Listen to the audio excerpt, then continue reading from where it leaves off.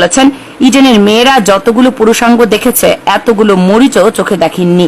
কি জঘন্য ব্যাপার, ভাবতে পারেন? তিনি বলেন, ইডেন কলেজের হলে থাকা মেয়েদেরকে যখন বলা হয় আজ রাতে তুমি অমুক ভাইয়ার রুমে যাবা, আজকে রাতের জন্য ভাইয়া তোমাকে পছন্দ করেছে। শিক্ষা প্রতিষ্ঠান থেকে এমন ছাত্র রাজনীতি বন্ধ করা হোক যেই ছাত্র রাজনীতির মাধ্যমে আমার বোনদের ইজ্জত নষ্ট হয়। শিক্ষার্থীদের বিভিন্ন নেতাদের বাসায় পাঠায়, সাধারণ শিক্ষার্থী আবার নেত্রীরা নিজেরা তো যায়, তারপরে যারা তাদের আন্ডারে থাকে সিটে তাদের কি করে বিভিন্ন নেতাদের বাসায় পাঠায়। এই হলো আমার ইডেন কলেজের চিত্র।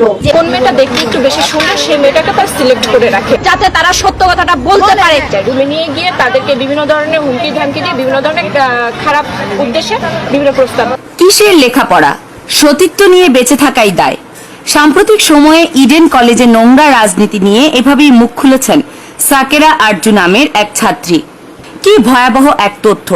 দেশের স্বনামধন্য এই মহিলা কলেজে মেয়েরা যায় পড়াশোনা করতে, অথচ সেখানে গিয়ে নাকি সতীত্ব খোয়াতে হয়। এটা কেমন কথা? তবে শুধু ইডেন নয়, মেয়েরা এখন কোনো ভার্সিটিতে নিরাপদ নয়। সুন্দরী হলে তো বর্গা ফ্রি, হল তো হল নয়, যেন পতিতালয়। এভাবেই আক্ষেপ ও ক্ষোভ ছেড়েছেন সেই ছাত্রী। সামাজিক যোগাযোগ মাধ্যমে তিনি বলেছেন, জীবনে বহু বান্ধবীর কাছ থেকে শুনেছি তাদের সতীত্ব হারানো হৃদয় বিদারক কাহিনী। কতটা কঠিন সেই কাহিনীগুলো, কেন ও কিভাবে শিক্ষা প্রতিষ্ঠান পতিতালয়ে পরিণত হলো, এর জন্য কারা দায়ী, চলুন জেনে নেওয়া যাক। আধিপত্য বিস্তার, সিট বাণিজ্য, সাধারণ ছাত্রীদের হেনস্থা সহ নানা হয়রানির খবরে বারবার আলোচনায় আসে ইডেন কলেজ ছাত্রলীগ। সাম্প্রতিক সময়ে তো রীতিমতো আলোচনার তুঙ্গে রয়েছে। আর এইসব বিষয়ে সংবাদ মাধ্যমে বক্তব্য দেয় এবার সংগঠনের এক নাট্যের উপর চটেছিলেন সভাপতি তামান্না জেসমিন রিভা ও সাধারণ সম্পাদক রাজিয়া সুলতানা।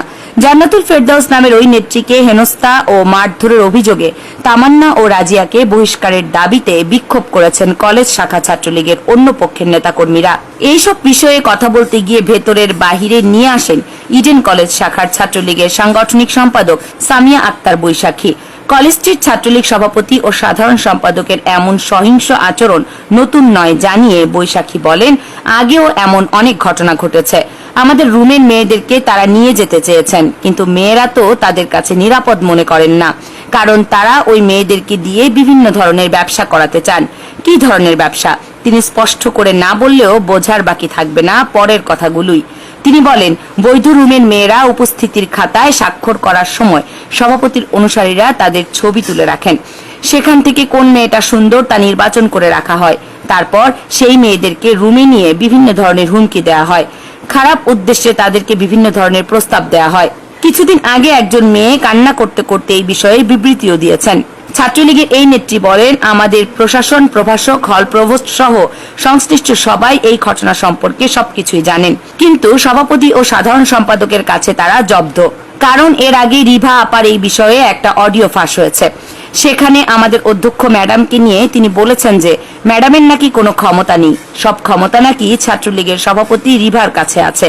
কিন্তু তখন আমরা এটার কোনো প্রতিবাদ করিনি, কারণ আমরা দল করি, আর দলের সুনাম ক্ষুণ্ণ হোক সেটা আমরা চাই না। বৈশাখী আরো বলেন, ছাত্রলীগ সভাপতি ও সাধারণ সম্পাদকের দিন দিন এমন বৈরী আচরণ মেনে নেওয়া যায় না। দিনের পর দিন এমন ঘটনা ঘটতে থাকলে সাধারণ শিক্ষার্থীদের কাছে আমাদের ভাবমূর্তি নষ্ট হয়ে যাবে।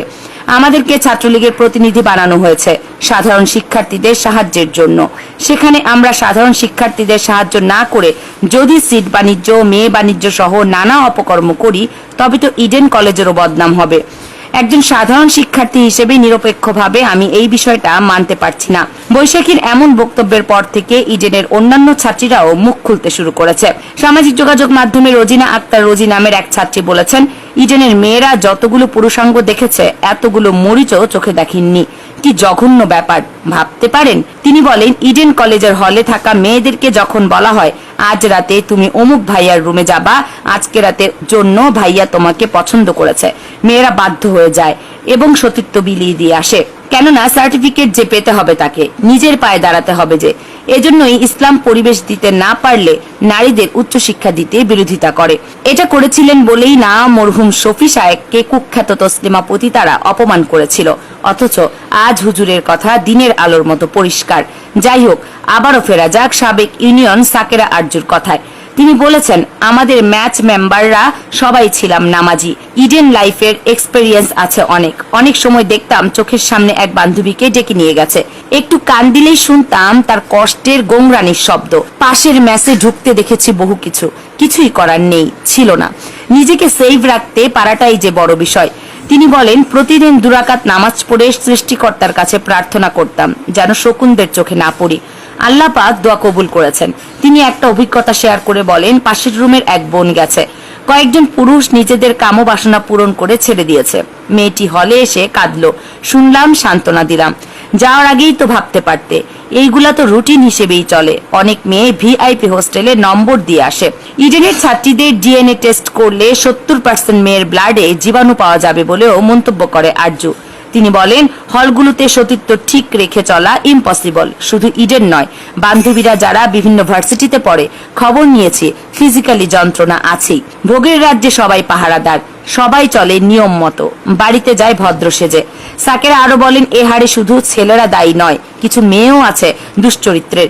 ওরা যত পুরুষাঙ্গ দেখেছে, জীবনে এত কাঁচামরিচও দেখেননি।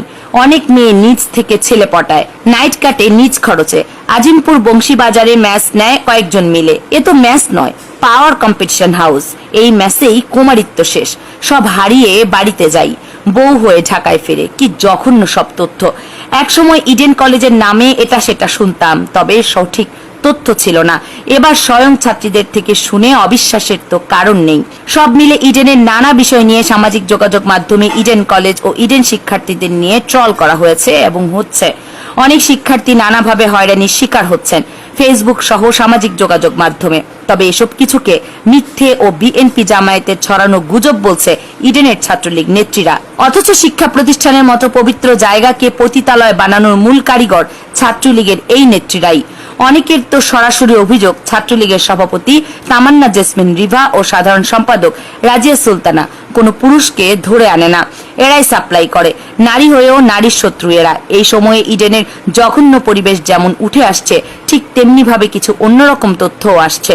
যেমন নাম প্রকাশে অনিচ্ছুক এক ছাত্রী বলেছেন, ঐতিহ্যবাহী ইডেন কলেজে বর্তমান ছাত্রী সংখ্যা প্রায় 35,000-এর মতো।